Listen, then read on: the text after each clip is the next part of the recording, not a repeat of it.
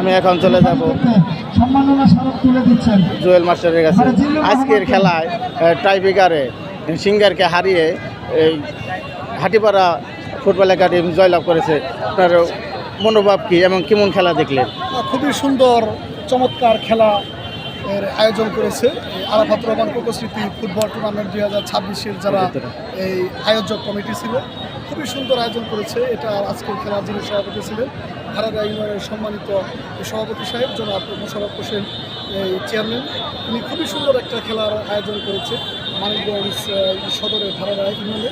খেলাটি খুবই টানটান উত্তেজনার মধ্য দিয়ে এই শেষ হলো। প্রায় 90 মিনিট বোধ হয় খেলা ছিল, কোনো দলই গোল করতে পারেনি। সিঙ্গার একাডেমি বনাম হাতিপাড়া একাডেমি যে খেলা হয়েছে, সর্বশেষ পাঁচটা যে দুই দলে টাইব্রেকার মেরেছে সেখানে গোল হয় নাই। এরপরে আরও টাইব্রেকার মেরেছে, সর্বশেষ এই টাইব্রেকারে জয়লাভ করেছে হাতিপাড়া একাডেমি। দর্শক শ্রোতাদের পক্ষে খুবই টানটান উত্তেজনা ছিল। ধন্যবাদ। অভিনন্দন হাটিপাড়াকে।